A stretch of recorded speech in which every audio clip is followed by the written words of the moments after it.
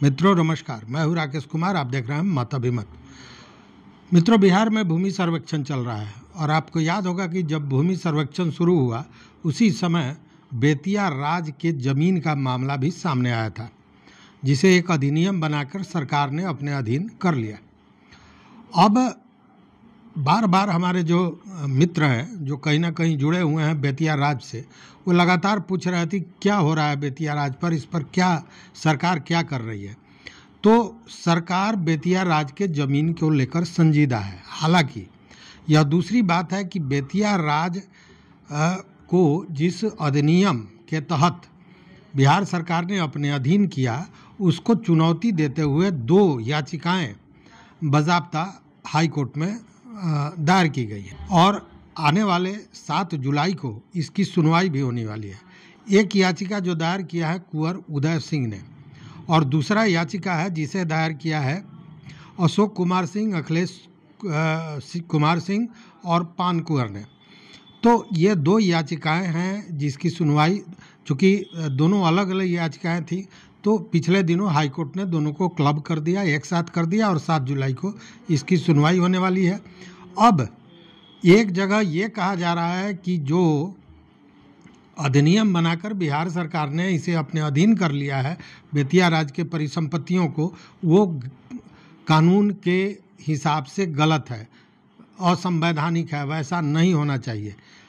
याचिका में यह कहा गया है और उसको रद्द करने की मांग की गई है। दूसरी ओर बिहार सरकार, जिसने बेतिया राज के परिसंपत्तियों को अपने अधीन कर लिया है, उस पर लगातार काम कर रही है और उसका नमूना अभी देखने को मिला बेतिया में।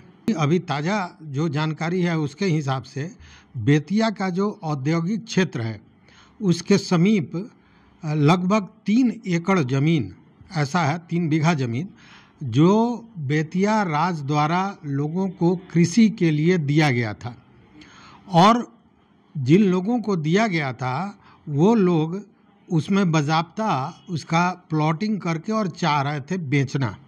और इसको लेकर बेतिया के जो जिलाधिकारी हैं उन्होंने सख्त आदेश देते हुए उन लोगों पर FIR करने का निर्देश दिया है। देखिए मामला क्या है।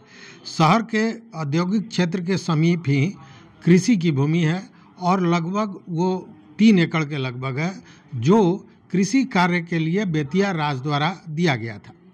अब है क्या कि उसको प्लाटिंग करके जिन लोगों को दिया गया था ज़मीन कृषि के लिए, वो बेचना चाहते थे।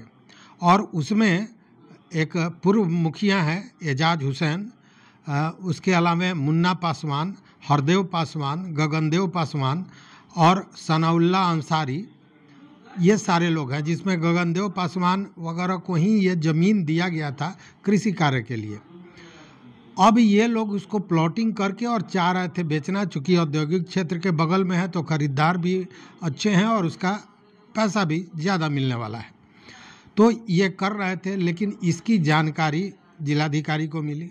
जिलाधिकारी ने बाज़ाब्ता उस ज़मीन का सत्यापन कराया, उसकी मापी कराई, और उसके बाद जब तहकीकात किया गया तो पता ये चला कि ये सारे लोग बाज़ाब्ता ज़मीन की प्लॉटिंग करके और इसके बेचने के फिराक में थे और ग्राहक लगभग खोज चुके थे। और सबसे बड़ी बात क्या है कि जब तहकीकात की गई तो इसमें बेतिया राज के एक सिपाही बलिराम महतो का भी जो भूमिका है वो संदिग्ध पाया गया। तो इसको लेकर जो जिलाधिकारी हैं बेतिया दिनेश कुमार राय, उन्होंने बेतिया राज के जो प्रबंधक हैं अनिल कुमार सिन्हा, उनको तलब किया और कहा कि इस मामले को सख्ती से निपटने की ज़रूरत है और इन सारे लोगों पर FIR किया जाए। अब जिलाधिकारी के आदेश के आलोक में जो प्रबंधक हैं अनिल कुमार सिन्हा, उन्होंने नाजिर को ये कहा है, बेतिया राज के नाजिर को, कि इन लोगों के विरुद्ध, जिसमें बेतिया राज का वो सिपाही भी है, इन लोगों के विरुद्ध मुफस्सिल थाना में केस दर्ज किया जाए। हो सकता है कि आज केस दर्ज भी हो गया हो, स्थिति यही है। देखिए हुआ क्या कि बेतिया राज द्वारा बहुत लोगों को ज़मीन दिया गया था, लीज पर कहें या पट्टे पर कहें, जो कहें वो दिया गया था काम करने के लिए, और ख़ासकर उन लोगों को जो बेतिया राज में काम करते थे तो उनको कृषि के लिए भूमि दी जाती थी। और वही ये कहीं ना कहीं भूमि है जिसको ये गगनदेव पासवान और तमाम जो उनके लोग हैं, हरदेव पासवान, मुन्ना पासवान, ये सारे लोग पूर्व मुखिया के साथ मिलकर इसे बेचना चाह रहे थे। और यही भनक जिलाधिकारी को लगी और उन्होंने ये सख्त फैसला दिया। अब यह 3 एकड़ जो ज़मीन है ये कहीं ना कहीं भारी पड़ेगा, और इस पूरे प्रकरण में बेतिया राज के सिपाही बलराम महतो का भी भूमिका गलत पाया गया है। और इस आधार पर इन सारे लोग, माने सिपाही सहित अन्य जो 5 लोग ज़मीन बेचना चाह रहे थे, इन लोगों पर FIR दर्ज होने जा रहा है। तो स्थितियां यही बनी हुई है, मतलब कि बेतिया राज की परिसंपत्ति जब से बिहार सरकार के अधीन आई है तब से बिहार सरकार या प्रशासन इस पर ज़्यादा संजीदा हो गया है और ज़मीन को सुरक्षित रखने के लिए हर प्रयास किया जा रहा है। हालांकि सच्चाई यही है कि मामला हाई कोर्ट में है और जो चीज़ें हैं उसको देखकर लगता नहीं है कि ये जो अधिनियम है यह चुनौती फेस कर पाएगा। चूँकि जो केस हमने देखा है, जो कागजात हमने दस्तावेज देखे हैं और जो विधि विशेषज्ञों से जानकारी मिली है, उससे यही लगता है कि बिहार सरकार ने इसमें कई गलतियां की हैं। अब देखना यह है कि कोर्ट इस पर किस तरह का फैसला लेता है। लेकिन अभी बेतिया राज के ज़मीन पर अगर कोई अतिक्रमण करना चाहता है या बेचना चाहता है तो उस पर सरकार या प्रशासन सख्ती का प्रयोग कर रही है।